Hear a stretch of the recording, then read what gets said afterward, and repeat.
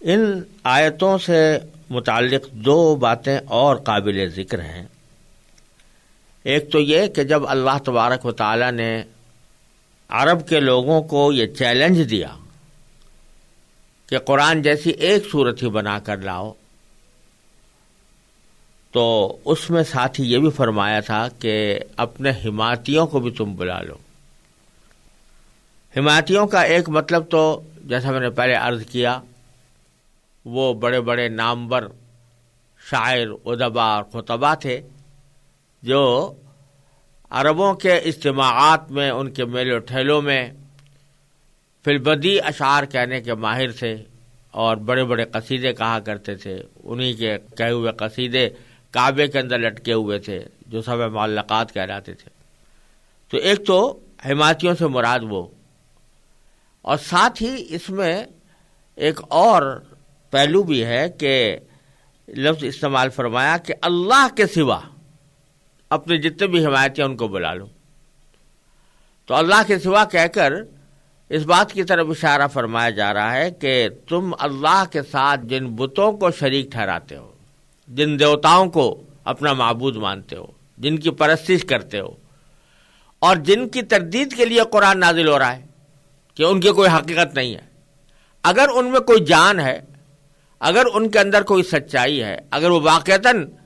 خدائی کے مستحق ہیں، تو ان کی تردید میں اتنا زبردست کلام آ رہا ہے تو وہی ایک جملہ بول دیں،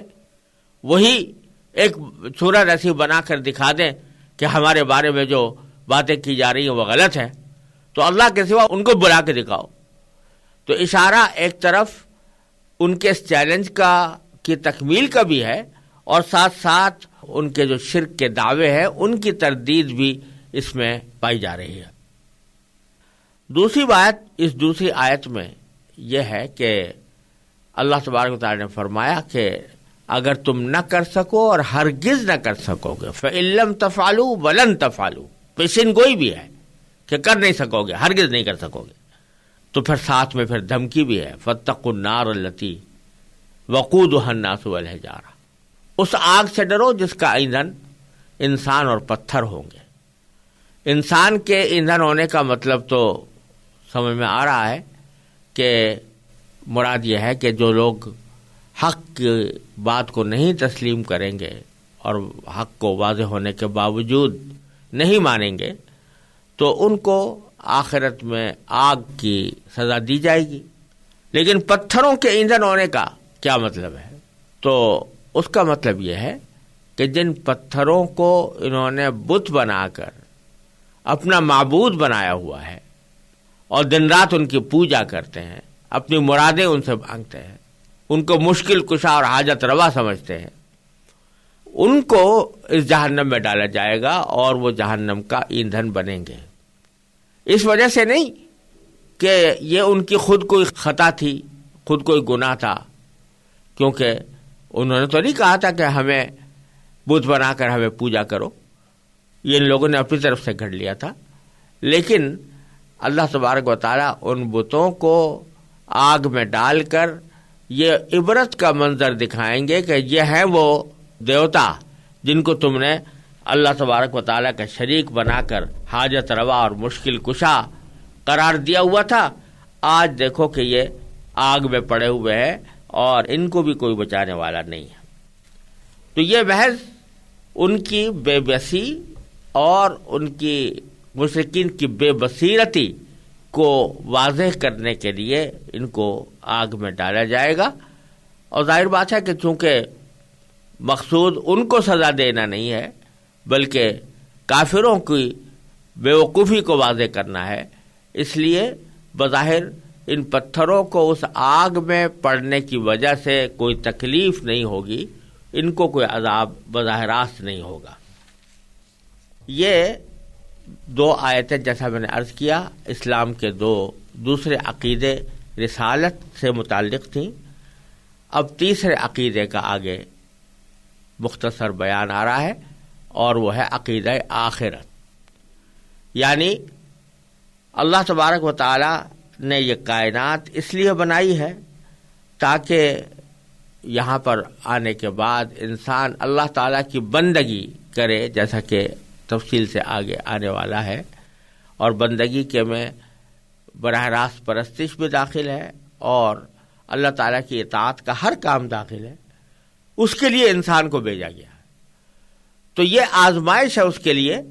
کہ وہ کس حد تک اللہ تعالیٰ کے احکام کی پیروی کرتا ہے اور کس حد تک اس سے روگردانی کرتا ہے. اور جب یہ بات ہے تو اس سے قدرتی طور پر یہ نتیجہ نکلتا ہے کہ کوئی ایسا وقت ہونا چاہیے جس میں جو اچھا کام کرنے والے ہیں ان کو ان کے اچھے کام کا صلہ دیا جائے، انعام دیا جائے، اور جنہوں نے برا کام کیا ہے، بدیاں کی ہیں، بدعنوانیاں کی ہیں، معصیتوں کا ارتکاب کیا ہے، گناہوں کا ارتکاب کیا ہے، لوگوں پر ظلم ڈھائے ہیں، ایسے لوگوں کو سزا بھی ملنی چاہیے. تو اس جزا اور سزا کے لیے اللہ تبارک و تعالی نے آخرت پیدا فرمائی ہے. یہ دنیا کی زندگی جب ختم ہو جائے گی تو اس کے بعد آخرت کا عالم شروع ہوگا جو ابدی ہے، سرمدی ہے، کبھی ختم ہونے والا نہیں ہے. یہ ایک بہت اہم عقیدہ ہے آخرت کا، اور قرآن کریم نے اپنی بہت سی صورتوں میں اس کے دلائل بھی بیان فرمائے ہیں، اور اس کو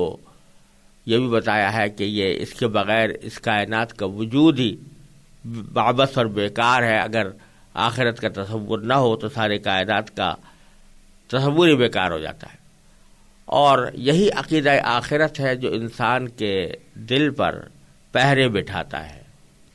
اور اس کے ذہن میں یہ بات رکھتا ہے کہ میں جو کام کرنے جا رہا ہوں ایک دن مجھے اس کا حساب بھی دینا ہوگا اور اس کا بدلہ بھی مجھے آخرت میں ملے گا. اس کے وجہ سے اگر عقیدہ آخرت دل میں جمع ہوا ہو اور بیٹھا ہوا ہو تو یہ انسان گناہوں سے بچنے کی کوشش کرتا ہے، دوسروں پر ظلم ڈھانے کی جو جذبات ہوتے ہیں ان کو کچلنے کی کوشش کرتا ہے، دوسروں کے ساتھ انصاف کرتا ہے اور دیانت اور امانت کا مظاہرہ کرتا ہے. اس لیے اس عقیدے کی بڑی اہمیت ہے. چنانچہ اس تیسری آیت میں اللہ تبارک و تعالی نے اس عقیدے کا بیان فرمایا ہے اور اس عقیدے کی بیان میں اہل ایمان اور عمل صالح کرنے والوں کو پیشین گوئی کے طور پر خوشخبری دی ہے. وہ آیت میں تلاوت کرتا ہوں اور اس کا ترجمہ اور اس کے بعد اس کی مختصر سی تشریح انشاءاللہ. وَبَشِّرِ الَّذِينَ آمَنُوا وَعَمِلُوا الصَّالِحَاتِ أَنَّ لَهُمْ جَنَّاتٍ تَجْرِي مِن تَحْتِهَا الْأَنْهَارُ كُلَّمَا رُزِقُوا مِنْهَا مِن ثَمَرَةٍ رِزْقًا قَالُوا هَذَا الَّذِي رُزِقْنَا مِن قَبْلُ وَأُتُوا بِهِ مُتَشَابِهًا وَلَهُمْ فِيهَا أَزْوَاجٌ مُطَهَّرَةٌ وَهُمْ فِيهَا خَالِدُونَ. اور جو لوگ ایمان لائے ہیں اور انہوں نے نیک عمل کیے ہیں ان کو خوشخبری دے دو کہ ان کے لیے ایسے باغات تیار ہیں جن کے نیچے نہریں بہتی ہوں گی. جب کبھی ان کو ان باغات میں سے کوئی پھل رزق کے طور پر دیا جائے گا تو وہ کہیں گے یہ تو وہی ہے جو ہمیں پہلے بھی دیا گیا تھا، اور انہیں وہ رزق ایسا ہی دیا جائے گا جو دیکھنے میں ملتا جلتا ہوگا، اور ان کے لیے وہاں پاکیزہ بیویاں ہوں گی اور وہ ان باغات میں ہمیشہ ہمیشہ رہیں گے. یہاں اللہ تبارک و تعالی نے اہل ایمان کو جو اسلام کے تمام بنیادی عقائد پر دل و جان سے یقین رکھتے ہیں اور جو عمل صالح کرتے ہیں، نیک عمل کرتے ہیں، ان کے بارے میں نبی کریم سرور عالم صلی اللہ علیہ وسلم کو یہ ہدایت دی ہے کہ آپ ان کو خوشخبری سنائیں، اس بات کی خوشخبری کہ ان کے لیے آخرت کے عالم میں ایسی جنتیں یا ایسے باغات تیار ہیں جن کے نیچے نہریں بہتی ہوں گی. باغات کے لیے قرآن کریم نے آخرت کے باغات کے لیے خاص طور پر بیشتر جگہوں پر جنہ کا لفظ استعمال کیا ہے. جنہ اور اسی کی جمع جنات ہے جو یہاں پر استعمال کی گئی ہے. جنات کے معنی بہت سے باغ. تو یہ چونکہ آخرت میں اللہ تبارک و تعالی نے اہل ایمان کے لیے جو رہائش کی جگہیں رکھی ہیں وہ مجسم باغات ہیں، اس لیے اللہ تبارک و تعالی وہاں کے عالم کو بکثرت، اس عالم کو جو اہل ایمان کو حاصل ہوگا، بکثرت جنت کے لفظ سے تعبیر کرتے ہیں، اور ہماری اردو میں بھی وہ جنت کا تصور اور جنت کا لفظ موجود ہے، لیکن لفظی معنی اس کے باغات کے ہے۔ تو ایسے باغات جن کے نیچے نہریں بہتی ہوں گی، یہ بات قرآن کریم نے 10 جگہ ارشاد فرمائی ہے کہ وہ اہل ایمان کے لیے جو جنتیں تیار ہیں یا جو باغات تیار ہیں ان کے نیچے نہریں بہتی ہیں۔ یہ اللہ تبارک و تعالیٰ نے خاص طور پر اہل ایمان کے لیے تیار کی ہے، اور اس کو ہمارے فہم سے قدر قریب لانے کے لیے اس کی ایک تھوڑی سی منظر کشی فرمائی ہے۔ یوں تو جیسا کہ خود قرآن کریم نے فرمایا ہے، فَلَا تَعْلَمُ نَفْسٌ مَّا أُخْفِيَ لَهُم مِّن قُرَّةِ أَعْيُنٍ، یعنی کوئی بھی انسان حقیقت نہیں جانتا ان نعمتوں کی، ان آنکھوں کی ٹھنڈک والی نعمتوں کی جو اللہ تعالیٰ نے وہاں جنت میں اہل ایمان کے لیے چھپا کر رکھی ہے۔ اور خود نبی کریم سرور دو عالم صلی اللہ علیہ وسلم نے ایک حدیث قدسی میں یہ ارشاد فرمایا کہ اللہ تعالیٰ فرماتے ہیں کہ اعددت لعبادی الصالحین ما لا عین رأت ولا اذن سمعت ولا خطر علی قلب بشر، کہ میں نے اپنے نیک بندوں کے لیے ایسی نعمتیں تیار کر رکھی ہیں جو آج تک کسی آنکھ نے دیکھی نہیں اور کسی کان نے اس کا حال نہیں سنا اور کسی بشر کے دل پر اس کا تصور بھی نہیں گزرا۔ ایسی نعمتیں، تو جب ایسی نعمتیں ہیں جس کا دل میں تصور بھی نہیں گزرا، ان کو ہم الفاظ سے کیسے تعبیر کر سکتے ہیں یا ان کو الفاظ سے کیسے سمجھایا جا سکتا ہے؟ تو اللہ تبارک و تعالی قرآن کریم میں اس کی کوئی جھلک دکھانے کے لیے، ہمارے فہم سے قریب کرنے کے لیے کچھ منظر کشی بعض اوقات فرما دیتے ہیں، اور اسی قسم کی منظر کشی یہاں پر فرمائی گئی ہے کہ یہ باغ ہے جن کے نیچے نہریں بہ رہی ہیں۔ آپ ذرا تصور کیجئے کہ دنیا میں جو مناظر اچھے سمجھے جاتے ہیں، خوشنما سمجھے جاتے ہیں، جن کو دیکھنے کے لیے لوگ جاتے ہیں اور جن کی سیاحت کے اوپر روپیہ پیسہ بھی خرچ کرتے ہیں، وہ عام طور پر اس قسم کے مناظر ہوتے ہیں کہ اگر کوئی اونچائی ہو، پہاڑ ہو، ٹیلا ہو اور اس کے اوپر باغ ہو، اور وہ اونچائی ایسی جگہ ہو کہ وہاں سے نیچے سمندر بہ رہا ہو یا دریا بہ رہا ہو، تو عام طور سے اس منظر کو دنیا کے اندر بہت خوبصورت سمجھا جاتا ہے، بہت خوشنما قرار دیا جاتا ہے، اور اسے دیکھنے کے لیے لوگ بعض اوقات سفر کر کر کے جاتے ہیں۔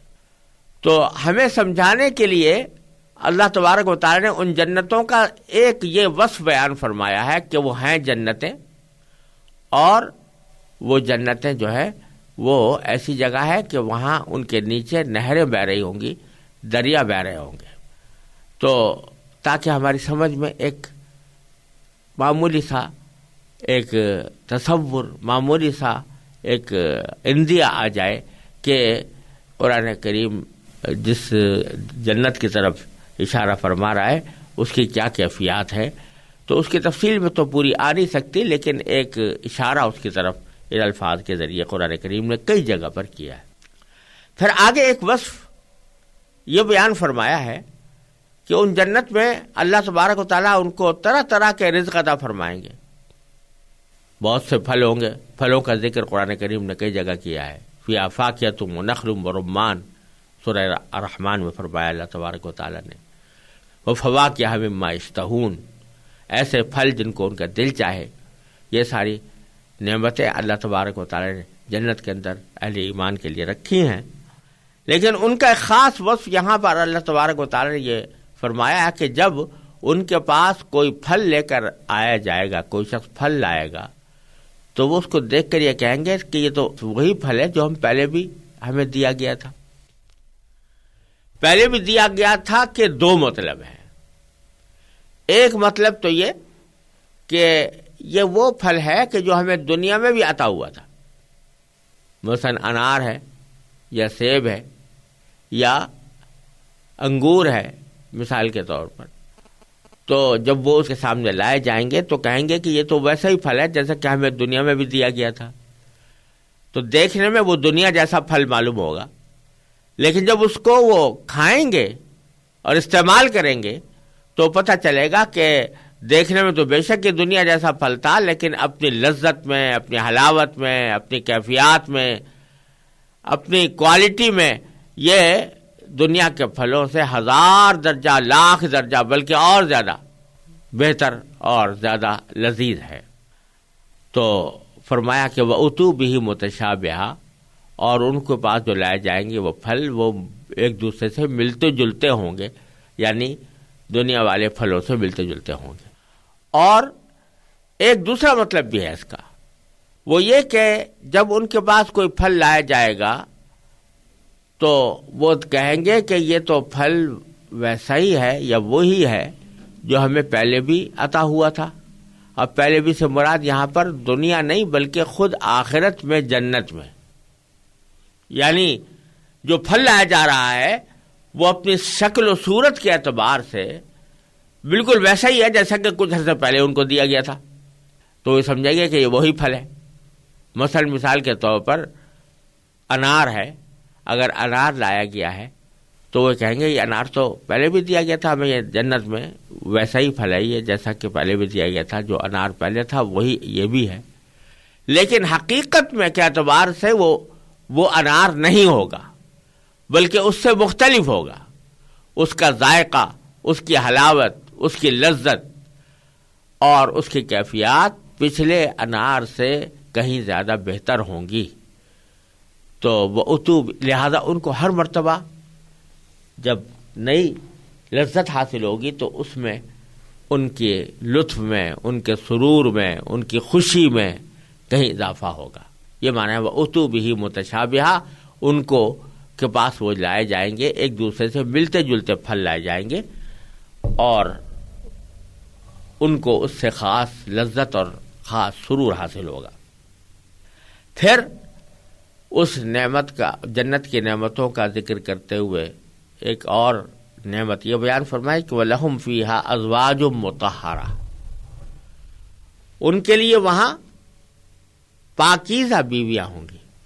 اہل جنت کے لیے پاکیزہ بیویاں ہوں گی. پاکیزہ بیویاں ہونے کے معنی یہ ہے کہ ان کے اندر کسی بھی وقت میں کوئی گندگی یا کوئی نجاست کا احتمال نہیں ہوگا. دنیا میں خواتین کے اوپر ایسے زمانے آتے ہیں کہ جو ناپاکی کے دور کہلاتے ہیں، اس میں نماز پڑھنا بھی ان کے لیے جائز نہیں ہوتا، ان میں روزہ رکھنا بھی جائز نہیں ہوتا، اور جب ان سے فراغت ہوتی ہے تو مکمل غسل کرنا پڑتا ہے. تو اس قسم کے عوارض وہاں کی خواتین کو نہیں ہوں گے، اور وہاں کی جو خواتین ہیں وہ اس قسم کی گندگیوں سے پاک ہوں گی. اور جیسے بعض احادیث میں آتا ہے کہ جو مرد ہوں یا عورت، ان کے جسم سے جو دنیا میں نجاستیں نکلتی ہیں، آخرت میں وہ نجاستیں نہیں ہوں گی، بلکہ ان کی کیفیات بدل جائیں گی. اور اللہ تعالی جانتا ہے کہ وہ کس طرح اپنے بندوں کی وہاں پر تربیت فرما دیں گے کہ ان کے جسم خوشبوؤں سے مہکتے ہوئے ہوں گے اور ان کو بدبو کا، نجاست کا، گندگی کا کوئی شائبہ اٹھانا نہیں پڑے گا. تو یہی صورت ان خواتین کی بھی ہے جن کو اہل جنت کے لیے ازواج یا ان کے بیویاں قرار دیا گیا ہے. لہم فیہا ازواج مطہرہ. اور پھر سب سے بڑی نعمت یہ کہ وہم فیہا خالدون، کہ وہ اس میں ہمیشہ رہیں گے. انسان کو کتنی بھی بڑی نعمت میسر آ جائے، لیکن اگر یہ کھٹکا لگا ہوا ہے کہ کس وقت یہ نکل جائے گی، یہ جاتی رہے گی، تو اس کی لذت کا کمال حاصل نہیں ہوتا، کامل لذت حاصل نہیں ہوتی. اگر آپ کو ایک بہت شاندار بنگلہ مل گیا ہے رہائش کے لیے، لیکن یہ پتہ ہے کہ کہ چند مہینوں کے بعد مجھ سے خالی کرا لیا جائے گا، تو چاہے وہ چند مہینے آپ کتنے ہی آج آرام سے گزاریں، لیکن ایک کھٹکا جو دل میں لگا ہوا ہے کہ ایک وقت مجھے یہ خالی کرنا پڑے گا اور مجھے نعمت حاصل نہیں رہے گی، اس کی وجہ سے جو موجودہ لذت اور حلاوت ہے وہ بھی پھیکی پڑ جاتی ہے۔ تو جب یہ پتا ہو کہ یہ نعمتیں جو میرے پاس موجود ہے یہ ہمیشہ رہیں گی، یہ کبھی ختم نہیں ہوں گی، تو اس سے ان لذتوں اور ان نعمتوں کے اندر ایک عجیب سرور پیدا ہوگا، اور یہ ہوگا کہ اس کا کمال حاصل ہوگا۔ دنیا میں ہمیں کسی بھی لذت اور کسی بھی حلاوت کا کمال حاصل نہیں ہوتا، کامل لذت حلاوت حاصل نہیں ہوتی، کیونکہ ہر لذت کے ساتھ کسی نہ کسی اندیشہ کا کانٹا چبھا ہوتا ہے، وہاں یہ اندیشہ ہی نہیں، تو اس واسطے اس کی لذت بڑی کامل ہوگی۔ چنانچہ ایک جگہ سورہ صافات میں اللہ تبارک و تعالیٰ نے ایک جنتی کا حال ذکر کرتے ہوئے فرمایا ہے کہ وہ جب وہاں پہنچے گا اور وہاں کی نعمتیں دیکھے گا تو ایک طرح سے خوشی سے چیختا ہوا کہے گا کہ افما نحن بمیتین الا الموتۃ الاولی، کہ کیا اب ہمیں موت نہیں آئے گی؟ کیا جو پہلی موت آ چکی ہے اس کے سوا ہمیں اب کوئی اور موت آنے والی نہیں ہے؟ یعنی وہ خوشی سے چیختا ہوا یہ کہے گا کہ اللہ تعالیٰ نے کتنی بڑی نعمت یہ دی ہے کہ نعمتیں بھی ہیں اور نعمتوں کے ساتھ یہ اطمینان بھی ہے کہ اب ہمیں کوئی دوبارہ موت آنے والی نہیں ہے، ہماری زندگی ہمیشہ کی رہے گی اور یہ نعمتیں بھی ہمیں ہمیشہ ملتی رہیں گی۔ تو اس طرح اللہ تبارک و تعالیٰ نے یہ عالم